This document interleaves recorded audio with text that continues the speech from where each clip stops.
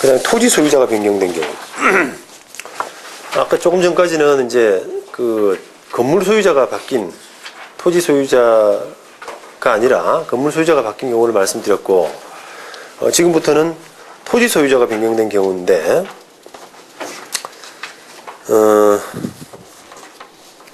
자, 이게 그 토지 소유자가 A라는 토지 소유자가 있다가 상대방 B를 상대로 이제 그 토지 소유자가 자기 A가 토지 소유를 한 1년 정도 하고 있다가 1년 동안에 체납이 됐어요. 그 다음에 그 뒤에 그 토지를 B가 샀습니다. 그러고 나서 또 1년이 찼단 말이죠. 1년이 체납이 됐어요. 그러면은 A 소유할 때 1년, B 소유할 때 1년, 이렇게 돼서 통합해서 2년. 통합해서 2년이 체납됐으니까 소멸 청구할 수 있다. 가능하겠느냐 하는 그런 논란입니다. 그 논란에 대해서 대법원 2001년 이 사례는 그렇게 할 수 없다라고 판단했어요. 결론적으로. 근데 반대로 이제 원심은 지금 소멸 청구할 수 있다. 뭐 이런 판단을 했는데, 대법원 판단 한번 읽어보겠습니다. 여기 조금 그 의미가 있는 거기 때문에 제가 조금 읽어볼게요. 법정지상권의 경우 당사자 사이에 치료에 관한 협의가 있었다거나 법원에 의해서 치료가 결정되었다는 아무런 입증이 없다면 법정지상권자가 치료를 지급하지 않았다고 하더라도 치료 지급을 지체한 것으로 볼 수는 없으므로 법정지상권자가 2년 이상의 치료를 지급하지 않았음을 이유로 하는 토지 소유자의 지상권 소멸 청구는 이유가 없고, 여기까지 맞죠? 그 다음에 치료액 또는 지급 시기 등 치료에 관한 약정은 이를 등기하여야만 제3자에게 대항할 수 있는 것이고, 법원에 의한 치료의 결정은 당사자의 치료결정 청구에 의해서 형식적 형성소송인 치료결정 판결로 이루어져야 제3자에게도 효력이 미친다. 이렇게 봤어요. 근데 이 사례는 지금 아까 제가 A 소유자가 1년 정도 취득했다가 이렇게 말씀드렸는데, 단순히 이제 그 1년 정도 A 소유자가 소유하고 있을 때 그 기간 동안 연체만 된 게 아니라 A 소유자가 건물 소유자를 상대로 소송까지 했었어요. 그래서 그 얼마를 지급하라 라고 하는 그런 판결까지 났었습니다. 그 판결 받고 나서 그 토지 소유권을 다른 사람한테 넘긴 그런 케이스죠. 근데 그 판결을 받았다, 얼마를 줘라라고 하는 판결이 있었다고 하더라도 그 판결은 이 제3자에게 대항할 수 있는 형식적 형성소송인 치료결정 판결로 볼 수는 없다는 거예요. 그냥 그거는 단순히 당사자 간에 돈 얼마 지급하라라고 하는 그런 의미이지, 그걸 다른 사람한테 효력이 미칠 수 있는 그 등기에서 치료결정 판결이 나야만, 치료결정 판결이 나야만 그걸 등기를 할 수 있고, 등기를 해야만 제3자에게 대항할 수 있는 논리가 나오기 때문에 그 단순히 그냥 금전 청구로서 얼마를 지급해달라라고 하는 부분은 그런 그 제3자에게 효력을 미칠 수 있는 그 치료결정 판결이 아니라는 겁니다. 그래서 그런 논리에 따라서 그 A 소유자에게 체납된 그 기간을 B 소유자가 취득한 기간하고 합산해 가지고 계산할 수는 없다. 2년이 체납돼야 연체가 되는데 2년의 기간을 계산하면서 그 대항할 수 없는 A가 소유하는 기간 동안에 비록 금전 청구를 받았다고 한들 그거는 다른 사람에게 대항할 수 없는 경우이기 때문에 그거는 그 기간 동안은 2년 연체 기간에 합산할 수 없다. 그런 취지의 판결입니다. 그 돈은 받을 수 있는 건가요? 돈. 못 받은 거. 그렇죠. 돈은 받을 수 있죠. 채권 자체는 승계가 가능한데 예. 기간을 합산할 수 없다. 예, 요 사건도 지금 그 토지 소유권을 넘겨받으면서 이게 원래 소유자가 무슨 금고였거든요. 그 금고가 토지 소유권을 다른 사람한테 팔면서 토지 소유권도 넘기고 아울러서 그 판결 받은 거 채권 양도도 같이 했어요. 그래서 그 채권 양도 효력은 당연히 발생합니다. 근데 그때 연체한 부분을 그 2년 연체에 합산해서 포함시킬 수 있는 걸로 보느냐 하는 것은 아니라는 거죠. 이거는 이제 그 소유자가 바뀐 경우, 건물 소유자가 바뀐 경우를 처음 말씀드렸고, 토지 소유자가 바뀐 경우를 이어서 말씀드렸는데, 결국은 이게 지금 쭉 본다면, 이 지료 결정이라는 게 우리가 이제 보통 뭐, 일반적으로 생각하면은 돈 줘. 그죠? 돈 줘. 이렇게 하고, 왜 얼마를 주는 부분을 감정해서 돈 받고 이렇게 되잖아요. 근데 그런 소송은 당사자 간에 서로 지금 현재 그 토지 소유자, 그 다음에 현재 건물 소유자 간에는 그런 걸로 청구해가지고 금전 청구를 하더라도 그거는 이 사람이 돈 내야 될 기준으로 볼 수 있다. 근데 그게 기준이 되는데, 그렇게 해서 2년을 못 내게 되면은 너는 소멸된다. 라고 하는 게 판단입니다. 그런데 그게 아니라 이게 소유자가 바뀌는 경우에는 그런 식의 판단을 받아서는 안 된다는 거예요. 안 되고, 지료결정 청구를 통해서 지료결정 판결이 나야만, 그리고 그 판결이 나고 그거를 등기를 해야만 제3자에게 대항할 수 있다는 겁니다. 그래서 그게 토지 소유자가 바뀌든 또는 건물 소유자가 바뀌든 간에 그런 결정을 받고도 뭐 이게 돈을 안 냈다면은 그거는 이제 기간 합산 가능하다는 거죠. 그러니까 이런 판례들을 통해서 여러분들이 이제 이게 지료결정 청구라는 게 좀 다르다. 형식적 형성소송이라고 하는 지료결정 청구가 뭔가 우리는 그냥 일반 금전 청구만 생각하는데 그거하고는 좀 다르다라는 그런 좀 인식도 좀 가지시고, 사실은 저도 이제 변호사 지금 올해 3년 차지만 지료결정 청구서를 한 번도 못 해봤어요. 되게 이게 좀 흔치 않은 사건입니다. 근데 어쨌든 지상권 소멸 사유가 될 수 있는 2년 지료 연체가 되려면 적어도 그 당사자, 현재 토지 소유자, 건물 소유자 간이 아닌 소유자가 바뀌는 그런 경우에는 이 지료 결정 청구가 굉장히 중요한 의미를 가진다라는 부분을 좀 잘 유념하셔야 될 것 같습니다. 법정지상권의 포기. 이거는 이제 아까 말씀드린 것처럼 우리가 법정지상권 성립된 법정지상권을 추후에 포기하는 이런 문제가 되겠습니다. 이 성립 후의 포기는 일단은 그 법정지상권이든 또는 관습법상의 법정지상권이든 모두 가능한 걸로 해석을 합니다. 그런데 해석을 하고 대표적인 게 이제 그 법정지상권이 성립하고 나서 토지 건물 소유자 간에 땅 이용하기로 하는 이용에 관한 합의가 성립될 때 이걸 그 법정지상권 포기로 해석하는 것이 가장 일반적인 견해죠.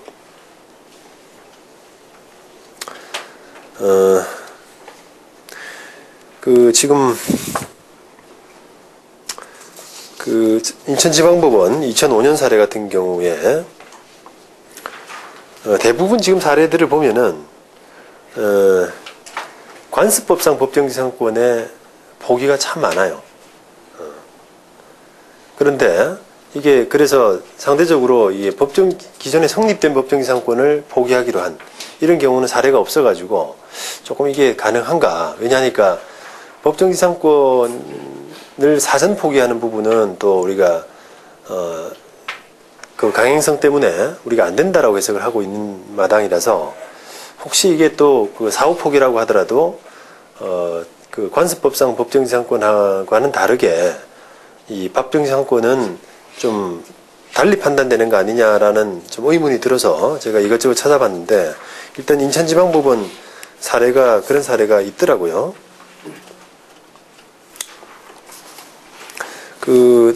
요거 보면은 지금 건물 철거 사건에서 건물주 피고가 종전 소유자 김모 씨에게 이 토지에 대해서는 어떠한 권리도 이제 없다. 이런 확인서를 써줬어요. 그래서 그런 것 때문에 그런 게 있다면 그 뒤에 피고가 이 토지가 경락된 뒤에 토지 소유자인 김모 씨에게 법정지상권을 포기했다고 보는 것이 맞다. 이렇게 본 겁니다. 그러니까 토지 소유자가 김모 씨가 땅을 낙찰하고 나서 건물주한테 그러니까 땅을 낙찰을 받음으로써 이 건물주가 법정지상권을 취득했는데 관습법상의 법정지상권이 아닙니다. 법정지상권을 취득했는데 그 뒤에 건물주가 토지주 김모 씨에게 이제 그 토지에 대해서는 어떠한 권리도 없다. 이런 것들을 각서를 써준 거예요. 그렇다면은 이미 성립된 법정지상권을 포기했다. 라고 이렇게 해석을 했습니다. 근데 그 피고, 건물주죠. 그 건물주가, 이 사전 포기에 관한 이 98년 대법원 사례를 거론했는데, 요거는 미리 포기한 경우를 의미할 뿐이고, 이 사건과는 사안이 다르다. 라는 취지로 해서 그런 부분도 좀 배척을 했습니다. 그 다음에 대법원 92년 사례는 이거는 관습법상 법정지상권이에요. 그러니까 관습법상 법정지상권이 성립하지만 건물 소유자하고 토지 소유자 사이에 건물 소유를 목적으로 하는 토지 임대차 계약을 체결했다면 그거는 관습법상의 법정지상권을 포기한 거다. 이렇게 봅니다. 그 분묘기지도 사실은 이제 책에서 제가 다룰 예정인데요. 분묘기지 같은 경우도 그 관습법상 법정지상권 유사한 물권이 성립된다고 보는데 이걸 포기한다고 할 때 그 포기 의사표시만 있으면 되지 굳이 그 점유까지도 포기해야 될 필요는 없다는 건데요. 이게 이제 분묘에 관한 판단인데 마찬가지입니다. 관습법상 법정지상권도 역시 권리 포기를 위해서는 그걸 포기 의사표시만 정확하게 되면 되는 거지 굳이 그 점유까지 이렇게 상실해야 된다거나 넘겨줘야 된다거나 하는 그런 필요는 당연히 없겠죠. 그 다음에 88년 그 대법원 판결은 일단 그 법정지상권이 성립했는데 그 철거하기로 하는 합의가 있으면은 법정지상권이 소멸하지 않습니까? 그러면은 그런 철거하기로 하는 합의가 있었다고 하는 등 이런 특별한 사정에 대한 주장 입증은 그러한 사정의 존재를 주장하는 쪽에 있다. 그러한 사정의 존재를 주장하는 쪽에 있다. 그러니까 건물을 철거하는 쪽이죠. 건물을 철거하기를 원하는 쪽에서 입증을 해야 된다. 라고 하는 그런 겁니다.